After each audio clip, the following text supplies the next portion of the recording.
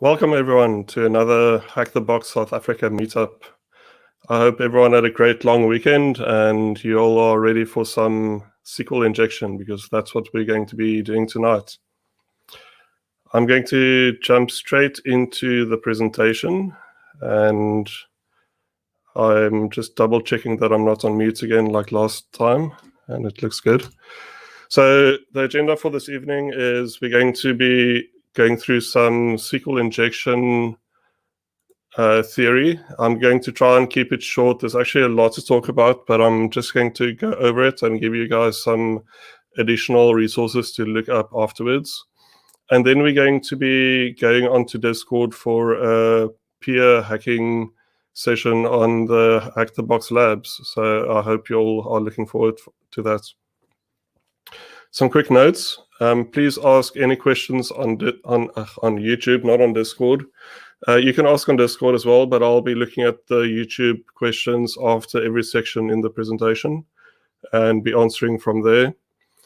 And make sure you are on the Discord for the practical portion. Even if you're not taking part, it's just good to see how the things work and maybe hear how people think about the problems and the challenges and how they solve it.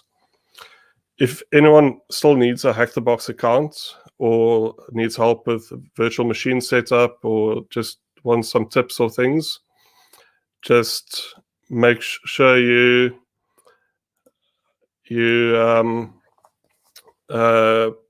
reach out to us. So you can just message myself or Toko, or even anyone actually on the Hack the Box channel on Discord, and we'll be able to assist you. And you can do this during the month. You don't need to wait for the next meetup. So anytime you see us around, we'll be very happy to assist. I just want to make sure everyone knows about the Hack the Box Cyber Apocalypse CTF coming up. So that's on the 19th to the 23rd of April. It's a Monday to Friday. I think the team limits are 10 people per team, but we could enter multiple teams. So if anyone is interested in that, please join. It's going to be a lot of fun. There's going to be some easy challenges and some very hard challenges, but if you just solve a few, that's already a great learning experience. And so if anyone is interested, check that out. And I also just want to give a shout out to a local CTF that's running at the moment. It's called SOCFEL, and you can see it at socfel.com. It's a digital forensics and incident response challenge. There's no short time limit, so you have the whole month of April to do it, as far as I could see.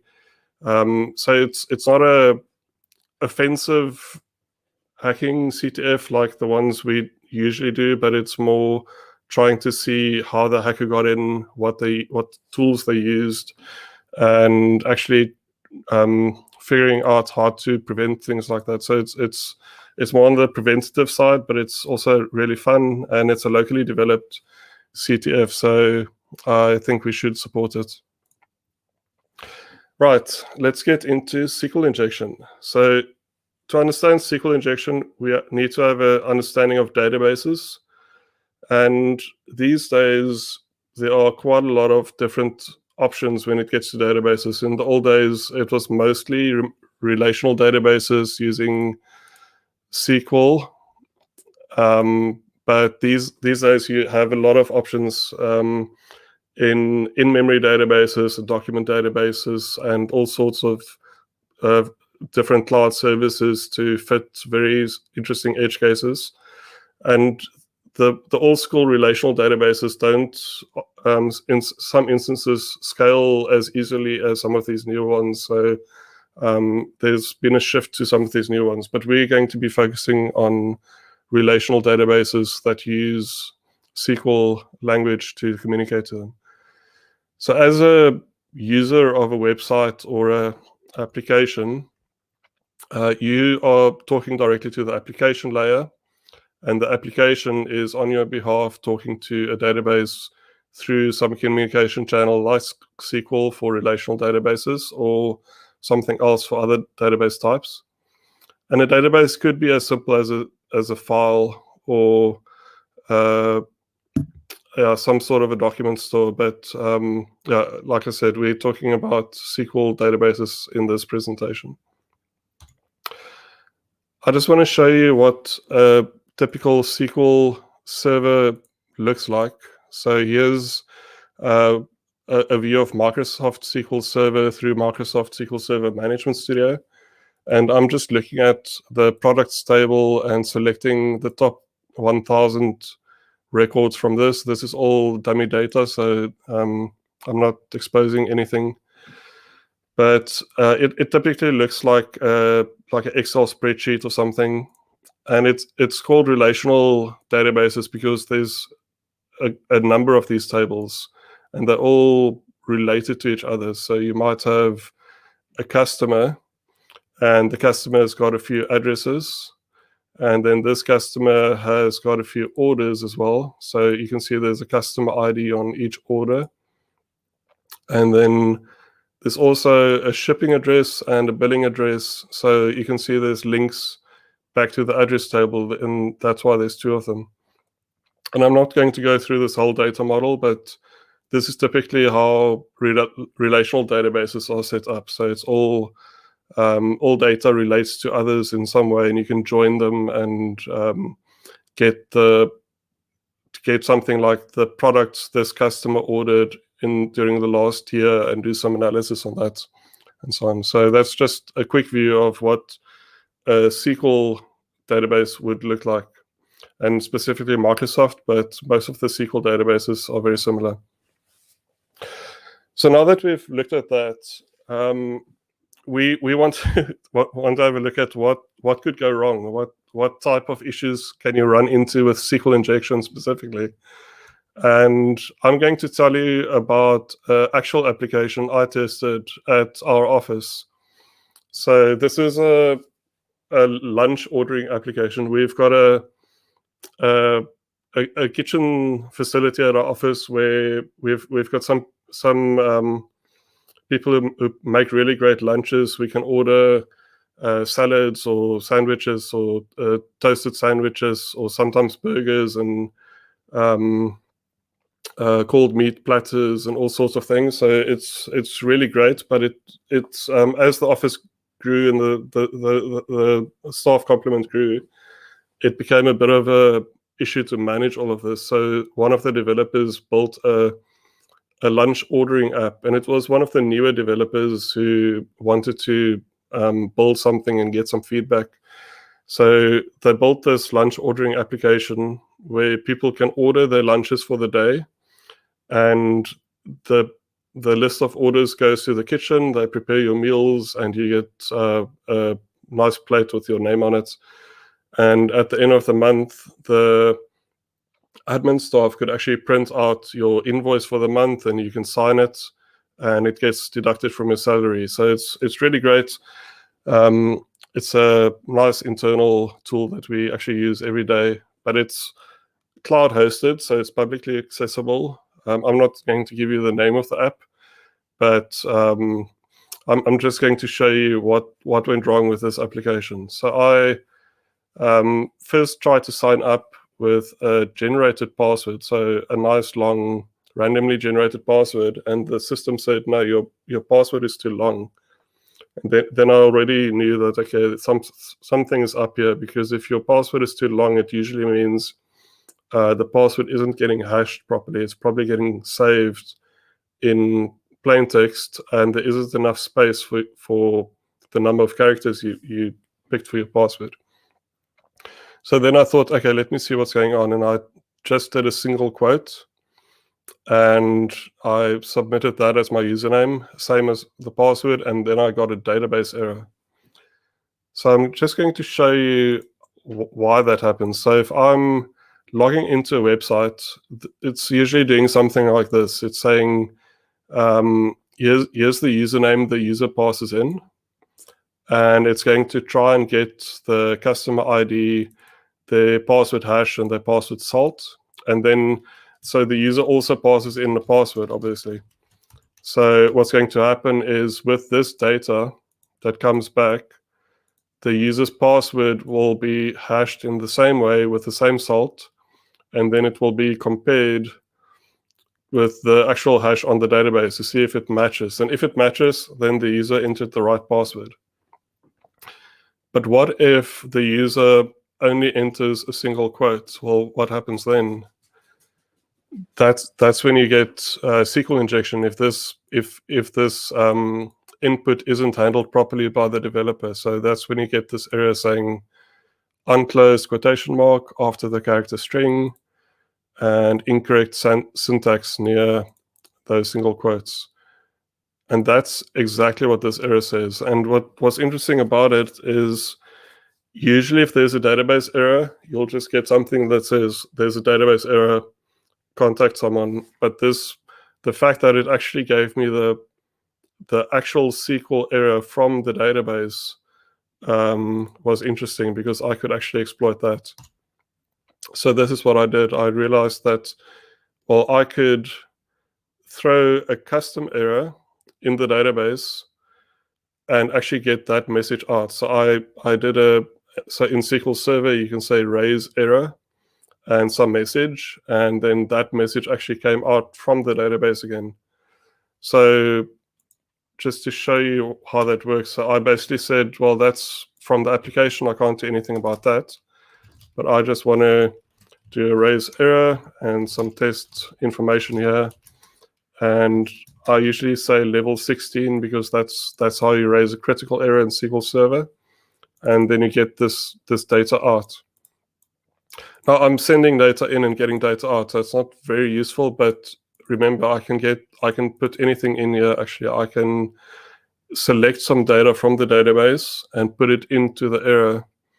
And that's exactly what I did. So this is the actual SQL I used to go and get all the tables from the information schema tables table. And I'll explain that in a second. And that gave me a list of actually all the tables on this database. And that information schema thing is, it's in most of the SQL databases, but not in all of them. There's this virtual helper thing that's called information schema table. So this just gives you a list of all the tables.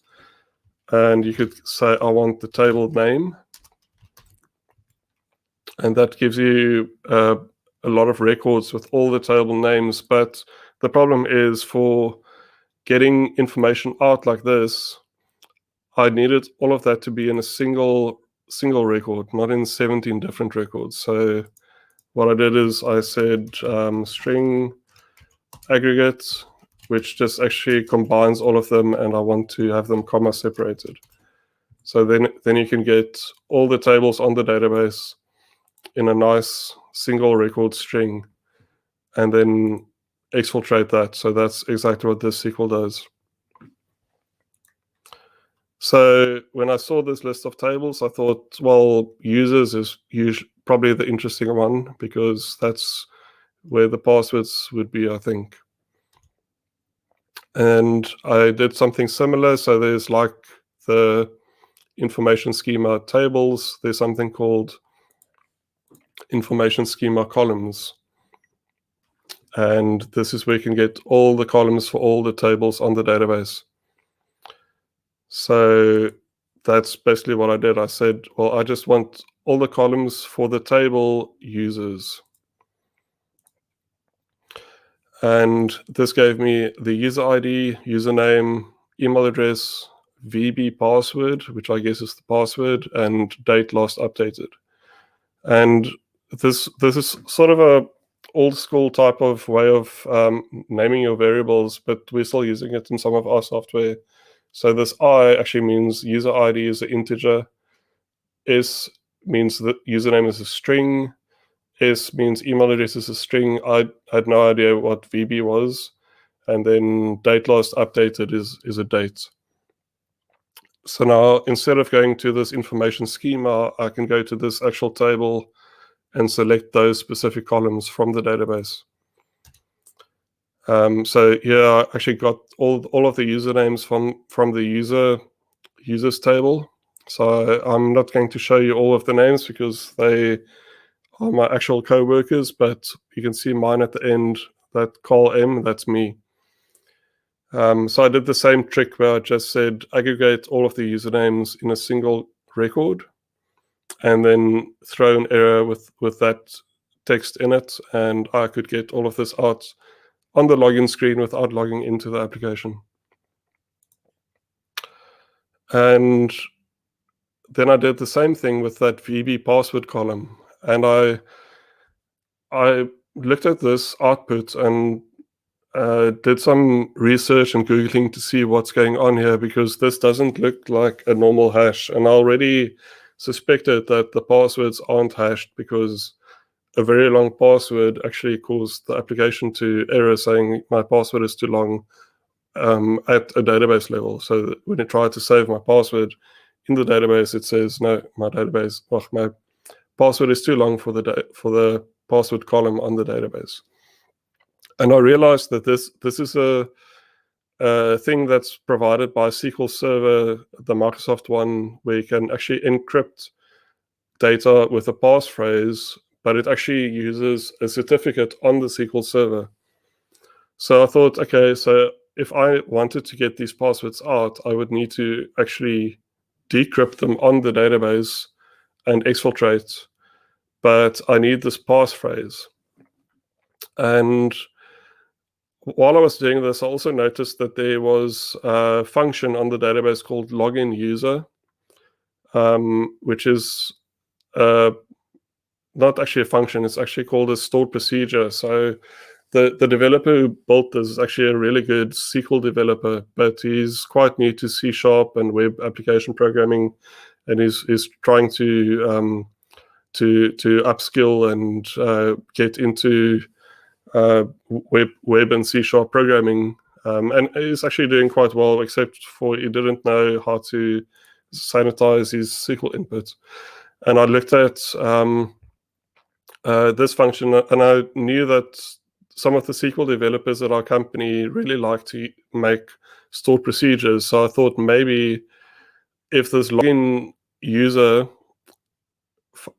stored procedures on the actual database, and you're passing in the password to that, it might be actually decrypting the password using the actual passphrase on the database instead of having the passphrase in the application and passing it into the database. So that was my hunch, and it turned out to be true. So I actually dumped a list of all the stored procedures, and I saw this one called update password user, and I actually just dumped the definition, so all of the text for that stored procedure, and I could see there's the actual passphrase. So if I say encrypt by passphrase, and here's my password, it's called kit123, so I guess it's the developer is a Knight Rider fan, and pass in a password, it gets encrypted in the format the database expects.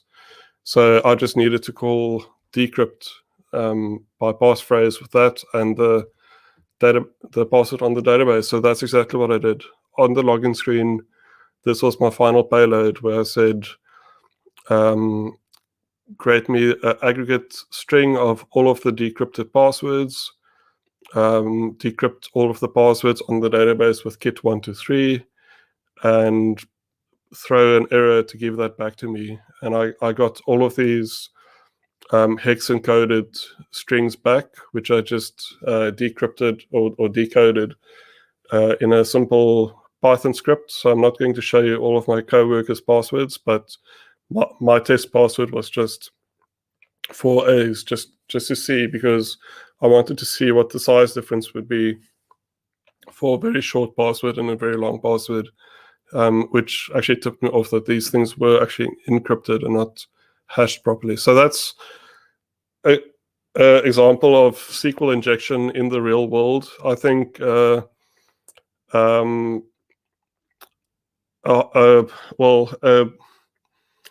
way of,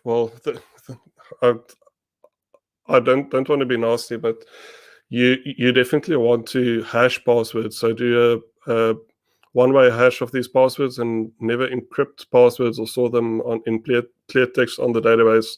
So these passwords shouldn't have been encrypted in the first place. But other than that, I think this is a fairly realistic type of scenario that you might encounter with SQL injection. So I just want to check if there are any questions on this.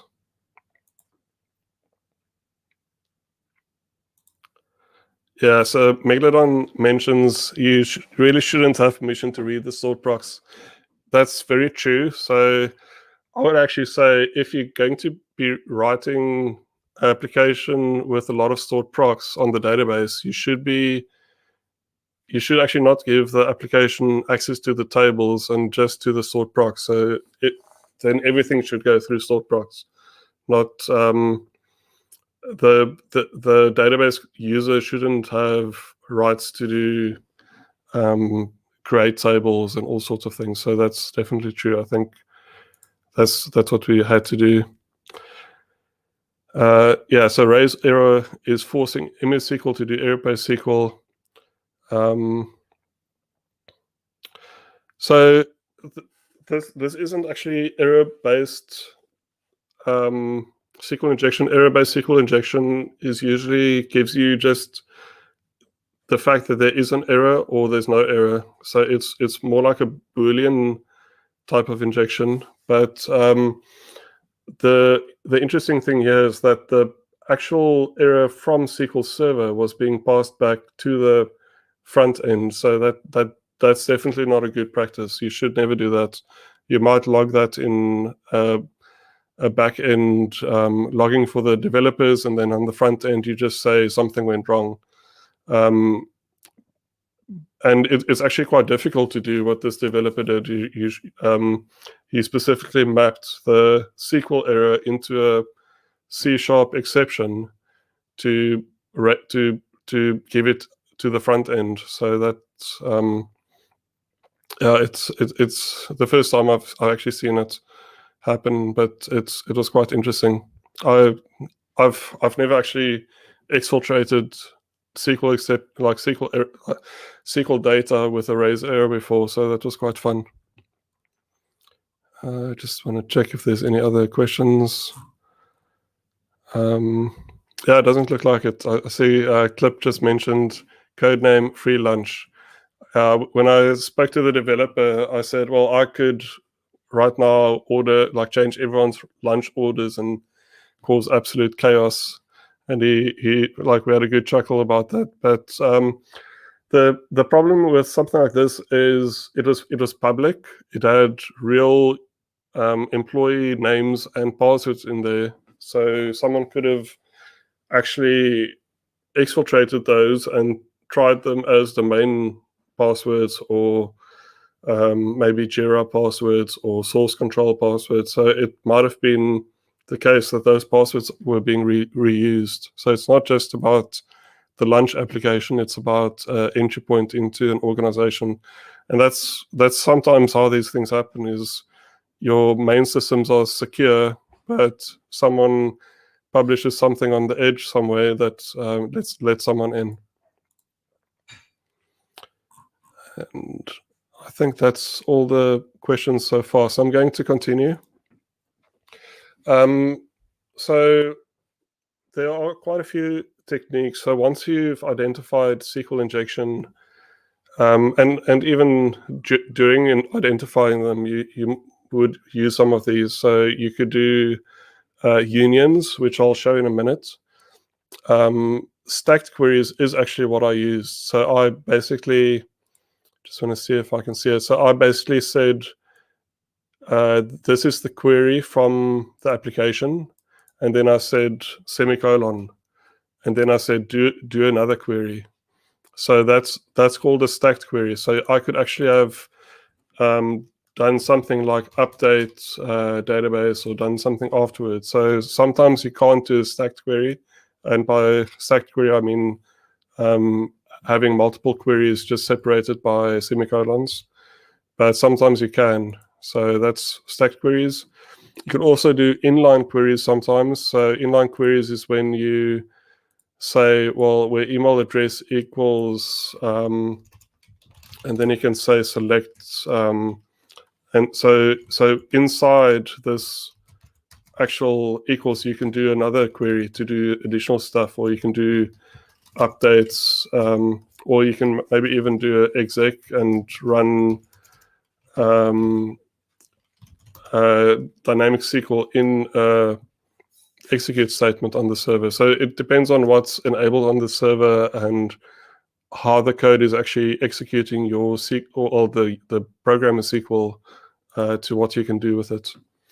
Then Boolean and error-based are quite interesting because sometimes you can only get some information out to say your SQL injection worked or it didn't work, or something is true or false. You can't get data out on a login screen like I did. You can only get like a Boolean value out every time. So what you do in that case is you can say, well, let's test if there are more than 10 tables, and then you might get an error or false, and then you know, well, okay, there isn't more than 10 tables. So then you can try maybe, well, test if there's more than 20 tables, and then you get well, not an error or a true, and then you know, okay, well, there's between 10, or was it, yeah, between 10 and 20 tables or so on. And you can actually use those types of checks to exfiltrate the whole database, like one character at a time. Is it smaller than M or larger than M? And then if it's smaller, you go, well, is it smaller than K or is it larger than K? And if it's larger, then you know, okay, it's between K and M. And you just do that for the whole database. It takes a long time, but you can actually get the whole database through something like that. And then there's even time-based. Sometimes it's called blind SQL injection because you can't see anything on the screen. All you can actually get is maybe make the server slow down slightly. So you could, in your SQL query, say if there's more than 10 tables, then sleep for 1 second, otherwise just return immediately. And then if the server sleeps for a second, then you know, okay, there's more than 10 tables. So it gets quite deep. I'm not going to go to show you all of these, but I'll show you the union one soon. And then there's what can you actually do with SQL injection? So what type of exploits can you pull off? And the most common one is actually exfiltrating data, because if a SQL server is locked down properly and you have only limited privileges and there's no stacked queries, then exfiltration is basically the most you can do in many cases. So then you might be able to exfiltrate even the whole database, so all the users, all the passwords, all the cell phone numbers, all the email addresses, and basically all the information that's valuable to that company. You can exfiltrate, like credit card numbers if they've got any of those. But so yeah, that's data exfiltration or database dump. You could do data updates sometimes if you can get into an update query, or if you can do stacked queries. So you could give yourself some lunch credits or discounts, or you could make yourself an administrator and log into the application and actually get get into some backend system if you if the system actually provides additional functionality for administrators. Now, if the database isn't locked down properly, or if there's some special permissions or features, or if you get access to an account, so the application is running with an account that's got too much permissions, you could do some things outside the actual database. So sometimes you can do a arbitrary file read. So you can read a file from the server, and that could be a configuration file or a password file that's got some passwords in it. So that could be quite devastating. You could do arbitrary file write. So you might be able to write a web shell, and that's something we're going to do tonight as well. So you can write a PHP file into the web applications folder and then go to the browser and actually execute your own PHP that you saved there from the database. Or you could upload a SSH key or some configuration, depending on what rights the database user has on the system. So that's why you should always limit the database user's access as well. In some cases, you can execute EXEs or Linux binaries directly and shell scripts directly. In SQL Server, there's a command called XP command shell. Now, that's disabled by default, but some companies do enable it, and sometimes you get access to the database as the database administrator, and then you can just enable it yourself. And then you can just execute something as the database service. Now, I've done an internal pen test where the database server or the database service was actually a domain administrator on the actual domain controller. So I could run XP command shell, and that any execution through that was actually done as a domain administrator on the network. So this could be quite devastating. Then two lesser known ones are you could call out on a network. So especially if it's, well, these last two are specifically for Windows, but you could call out on a network. And if you have your malicious listener on a network, you could capture the database user's NTLM v2 hash with something like responder. And then you can crack that offline to get their password, and then you might be able to get into the network as the database service or the user running the database process. And then finally, there's something called RID, domain username enumeration, which I learned about recently. But you can, on a Windows domain, actually enumerate all of the domain usernames on the Active Directory domain from SQL Server. There's a way to turn the RID into a username, and they're all sequential, so you can just run through the sequence until you exfiltrate all the usernames, and then you can begin doing additional things like password spraying or other things. Okay, that's quite a mouthful, so just for some comic relief, here's an XKCD comic that JFunction just posted a few minutes ago, but it's a mom getting a phone call from a school, and the school saying that there's computer problems, and she asks, did the son break something? And the school says, sort of. And the school asks, did you really name your son Robert, single quote, close bracket, semicolon, drop table students, semicolon, dash, dash? And she says, oh yes, little Bobby Tables, we call him. And then the school says, well, we've lost this year's school records. I hope you're happy. And then she says, and I hope you've learned to sanitize your database inputs. Something else I've seen is on Companies House in the UK, someone registered a company with the name semicolon drop table companies semicolon dash dash limited. So that's quite a interesting company. There was another one that had XSS, so cross-site scripting injection, but Companies House actually forced them to delist that company because it was causing issues for some of their clients who pull company records from Companies House. And here's someone trying to avoid traffic tickets by dropping the traffic department's database through SQL injection, but I don't think he's getting away with this. Okay, just time for another demo.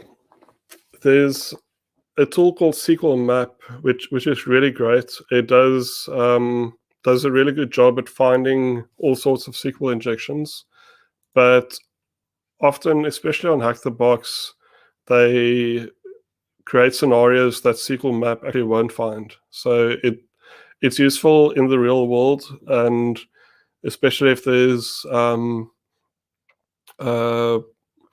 maybe no rate limits or strong WAFs or things to block you.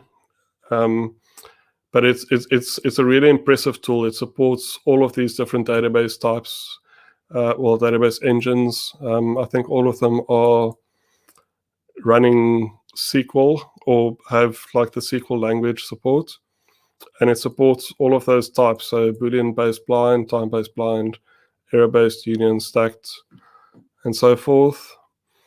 And it can dump tables, it can download and upload files, it can execute commands. So it's basically got everything. It also does some user privilege escalation stuff. So it's very fully featured, highly recommended. And I sometimes just run it on a very verbose level to learn some new tricks, because it's got some interesting ways of detecting SQL injections that's quite good. It's easier to just see what it does through the logs than read the SQL map code, well, at least for me.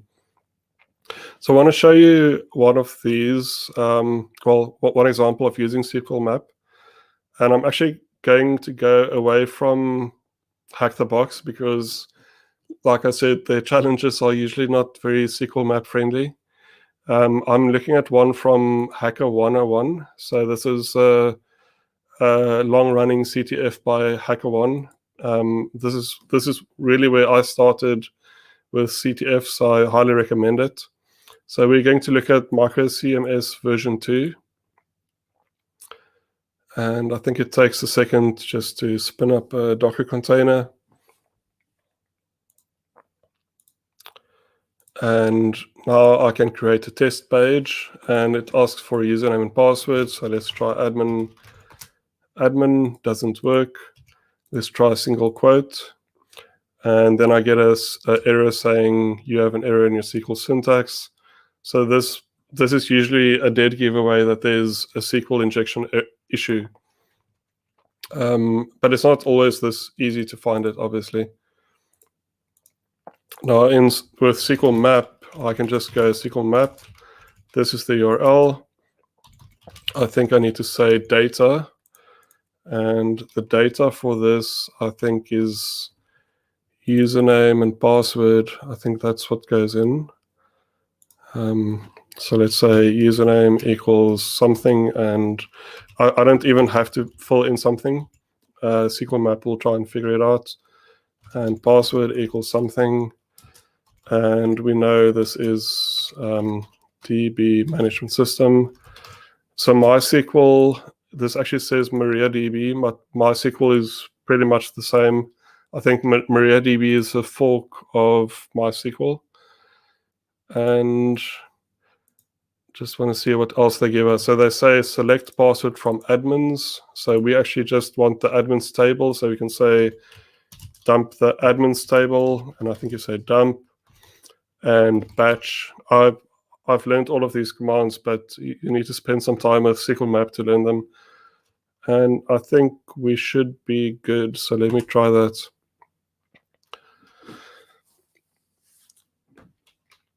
And it runs for a minute and tries to find ways of actually exploiting it. Let's see.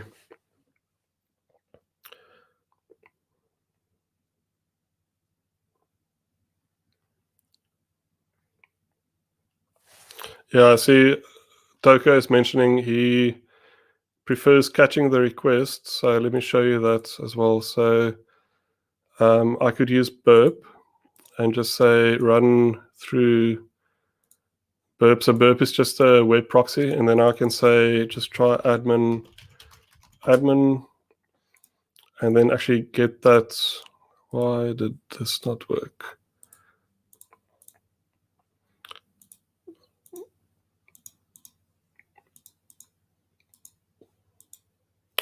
It should work. Let's try again.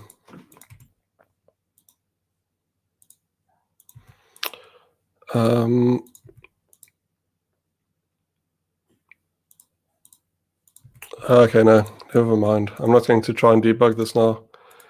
But this should be going through. It's just taking a lot longer than usual.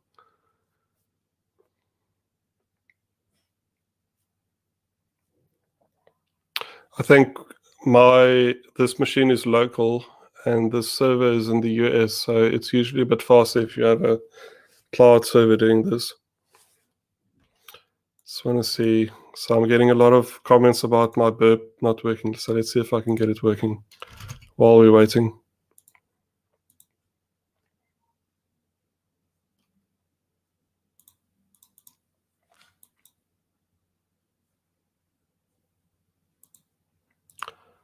So that should be running. Burp is selected. Okay, there we go. So this is the actual request. And you could just copy paste this and say request.txt or whatever. And then you can say SQL map r request batch, like that. And this will actually just use the request. You don't need to give it the URL or anything like it.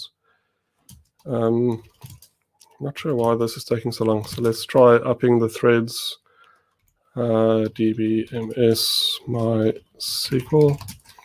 And we're only interested in the admin. I think it's admin.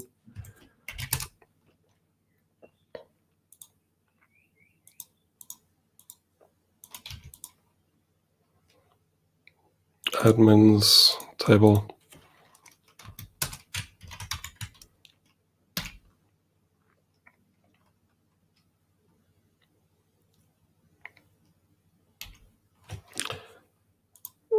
Just give it a second or a minute and we'll see.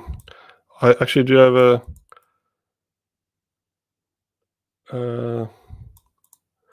actually, I know how to make it go faster. So I know specifically for this one that some of the techniques won't work. So you can actually say use Boolean, error-based, or time-based.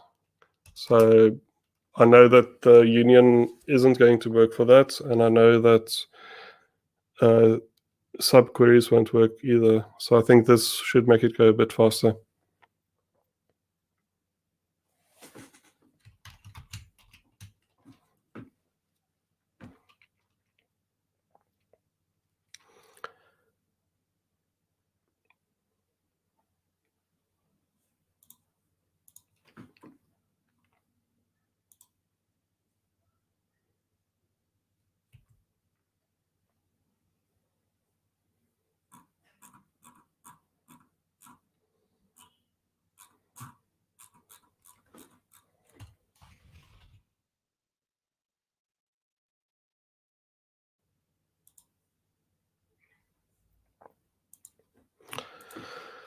Okay, still taking quite a lot of time. So I'll just leave this open and we can get back to it. So that's SQL map. I want to show you one of the hack the box boxes as well. So I just want to check that I'm on the VPN. Yes. And I'll let that run for a while still. That something's happening.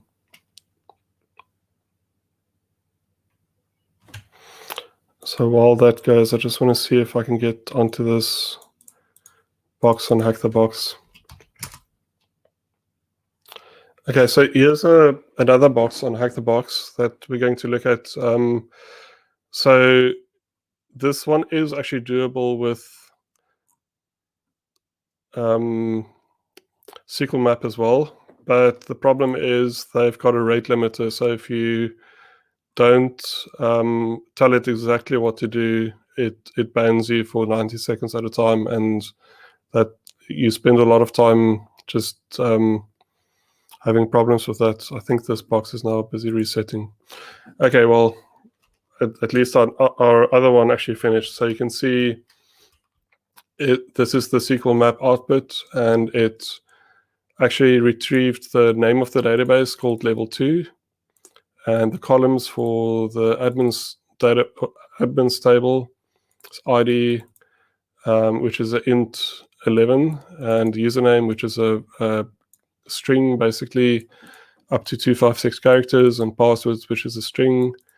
And it's got one record in there, and the first records, oh no, wait, that's not the number of records, that's the first entry is ID field, then the password, and then the username. So now I can basically log in with those credentials, or if I want to, I could actually just dump the rest of the database. So saying don't just do that table, but see what else is in there.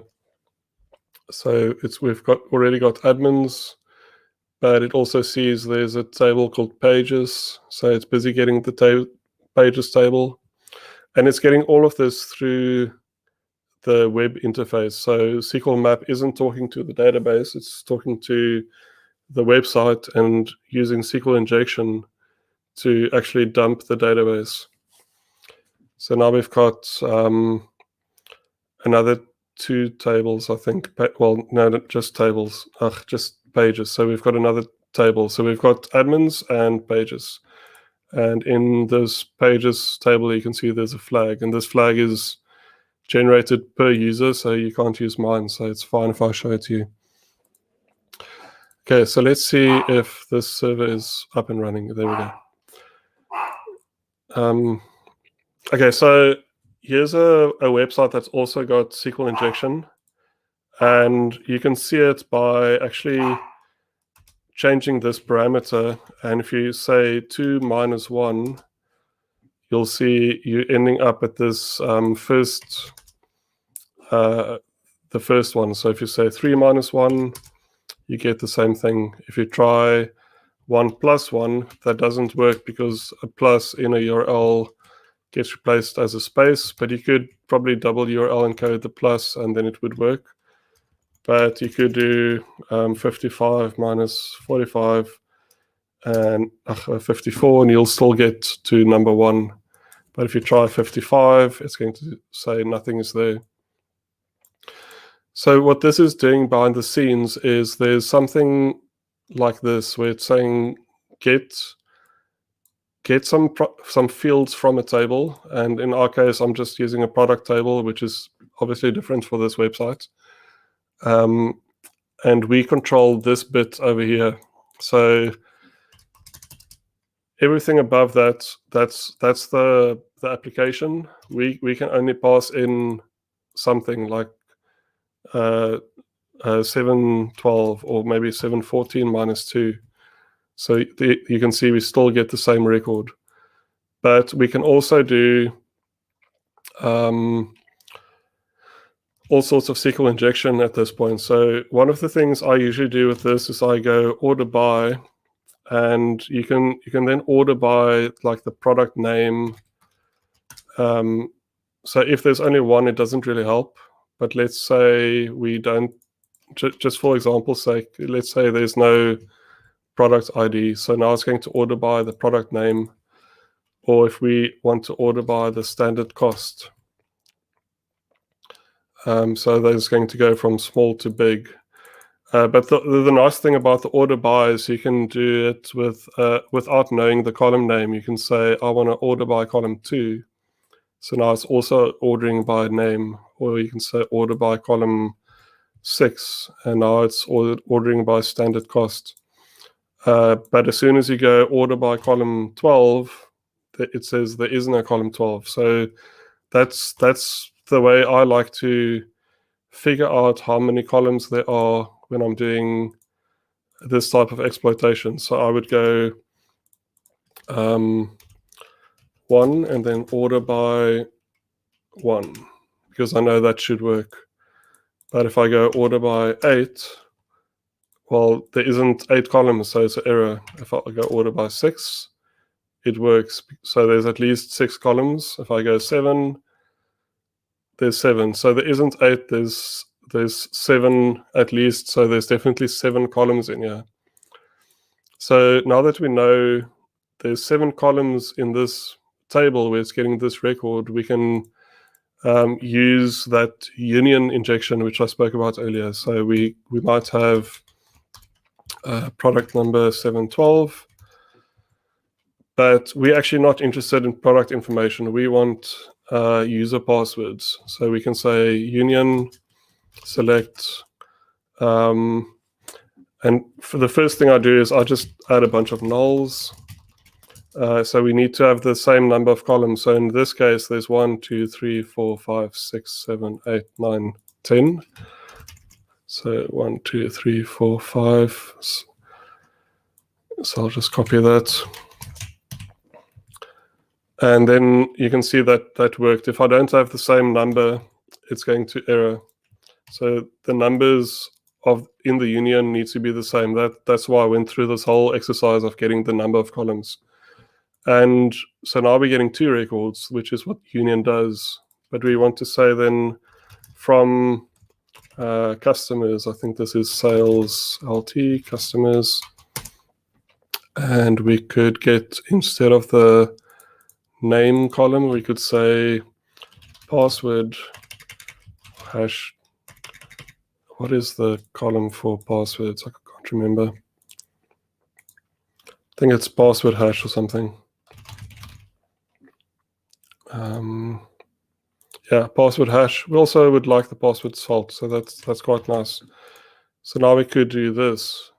But the problem is now we're getting a lot of different records, and with this website, so we're looking at this website and there's only going to be 1 record at a time. So we actually just want 1 record at a time. So we could say, give us product number 99999. So at least that should get rid of that first one. And then we can say select top 1 from there. So now if we actually do something like this, where we say,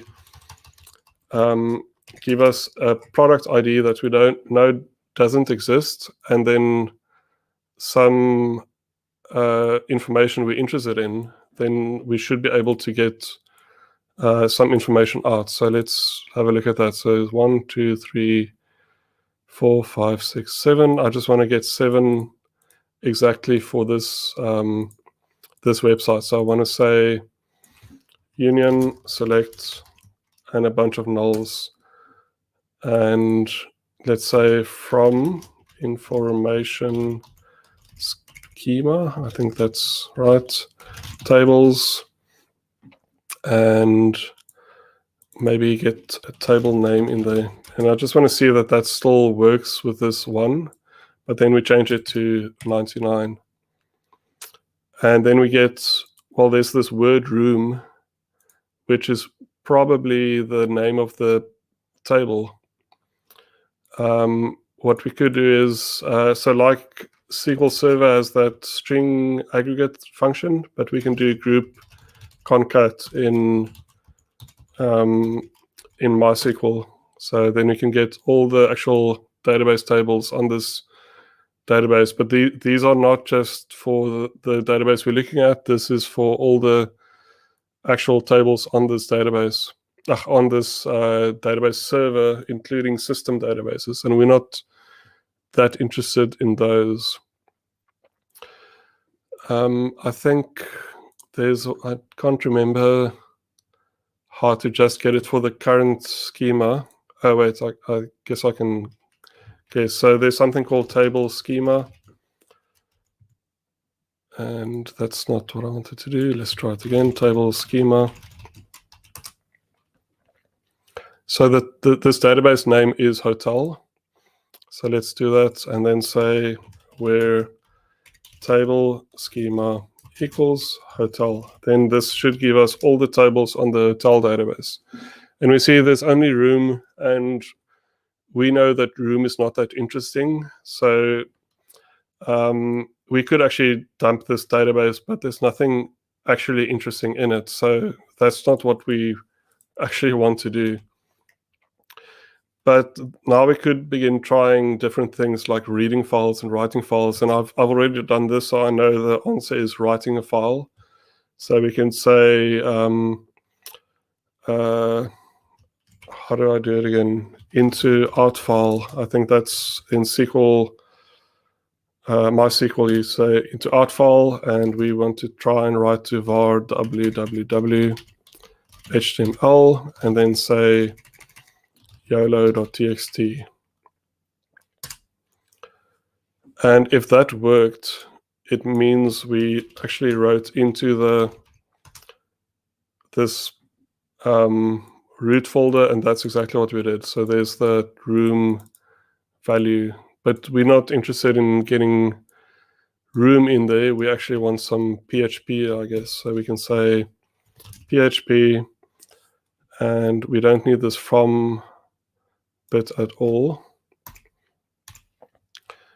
And we can say echo system, and I think it's $_get, like that, and some, just trying to think if this will work. Yeah, that should work. Let's say cmd. So this should create a command shell for me to use. So let's try write that into a PHP file.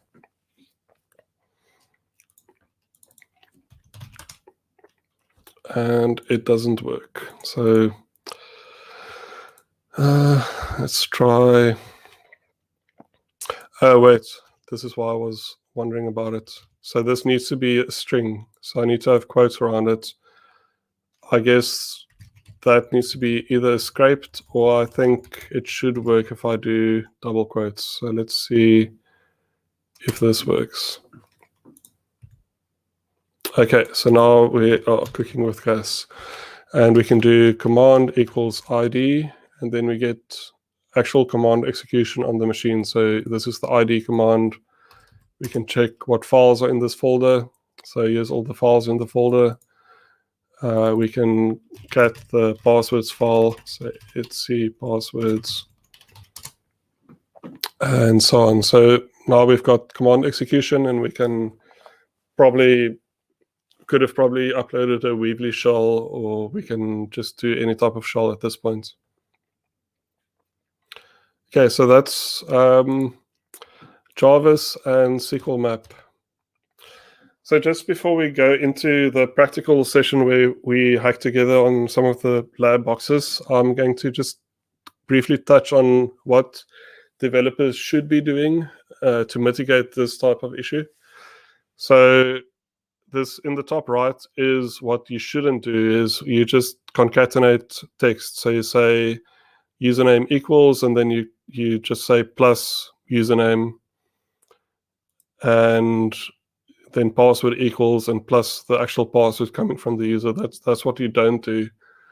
So you should be using parameterization, and most languages and frameworks for database integrations do this for you, so definitely use it. Where you can, I think this is actually a prepared statement, but you can also use stored procedures or just inline SQL with parameters in the code. So all of those are fine for parameterization. Some programming languages have this concept, and it's usually third-party tools you use that does something called object relational mappers. So you define a data object that maps to a database table, and then you can do all sorts of funky code, like saying you could write this logic to say, are there any like persons on the database that are 42 years old? And this will return true or false. Or you could say, go and load that person, only one of them. So this is going to do a top one, where the age equals 42, and then you're going to get either the record or it's going to say null because there isn't one. So that's quite neat, and this generates safe SQL on the application side. There might be some issues with the actual ORM, but those things are usually quite well tested. So I would say I'm fairly sure they are safer than writing your own SQL with string concatenation. So I would rather go this route, even though there might be security issues that they find and fix over time. Just keep on patching, I guess. Some other things you can do is, if you work with old school DBAs, they love stored procedures everywhere. So stored procedures are like creating functions on the database, and the developers can only call those predefined functions. But that's not foolproof. You can still get SQL injection with that. In fact, that lunch app I showed actually had stored procedures, and it didn't help for that. But it causes a lot less dynamic SQL in the application being sent to SQL to just execute blindly. It's actually predefined functions on the database that gets executed, but you still need to do some checks. And then there's a lot of companies that have some sort of magic function that you have to call on your text before you pass it into a database that's going to replace a single quote by a double quote and do some other things. That works, but it always feels very sloppy to me, so I don't like that. And somewhere along the line, one of your developers is going to forget. Web application firewalls are actually quite good for SQL injection, because it's hard to mess around with SQL injection too much, like cross-site scripting. So it's easier to get cross-site scripting through a WAF with some sort of encoding than it is to get SQL injection through. But I still wouldn't 100% just rely on a WAF to block everything. I've also seen when the WAF begins blocking legitimate quotes or things that looks like SQL, some admins might just actually disable that rule on the WAF, and then you are vulnerable to SQL injection again. So it's not my first choice. And then something that's quite big in highly secure companies is they actually have something running on the SQL server that passes all the queries and decides whether it's allowed to execute. So if it sees something that looks like something it's never seen before, it's going to block it, and then someone needs to actually tell the server, no, that's actually a new way of doing it. So that works quite well. You can also get alerts. So if it sees some anomalous behavior, it could just alert you instead of blocking it. And I've also seen that I forgot what I want to say now, but yeah, I think that's mainly the ways I've seen that this can be mitigated. But the right way, in my point of view, is doing query parameterization or using ORM if you want to, but definitely parameterize your queries. Any questions? I'm just checking YouTube for that before we jump into the practical side. Cue laughing audience. I don't know what for, but thank you. And there was a DEF CON talk about that one. I'm not sure what that was for either. So I think that's it. So just some additional resources for you guys. So there's on Hack the Box, I can definitely recommend the SQL. Well, I haven't actually done this. You can see my progress bar up here. So I think this would be quite good, but I can't recommend it myself, but I'm fairly sure it will be really good. There's a whole module, and I think this one isn't one of the completely free ones, but it's probably going to be quite cost efficient. So this might be a good place to look. Then there's another module on ActiveBox Academy for SQL Map Essentials. You can see I've done some of this at least. This is really good. They dive into some of the lesser used pieces of SQL Map, which is why I like to do these sorts of things, to actually see commands I haven't used before. So I'm enjoying it. I haven't finished it yet. There's the Portswigger Academy. So this is completely free. They have a really good section on SQL injection, including all the different types, blind, and they've got cheat sheets for different types of databases. And there's actually a video by Rana Khalil, which I'll recommend as well. She's the she actually runs with someone else the I think it's the Vancouver. I'm probably getting that right. I think it might be the Toronto Hack the Box meetup, but it's one of the Canadian Hack the Box meetups, and she actually did a SQL injection guide specifically for Portswigger's course. So I definitely recommend all of those because I really quickly ran through these things and there's a lot more to learn. So do spend some time on these resources. And that's my whole presentation. So I'm going to suggest we take a break for, let's say, 15 minutes and then meet back at 7:15 for the practical side. And that's going to be completely on Discord.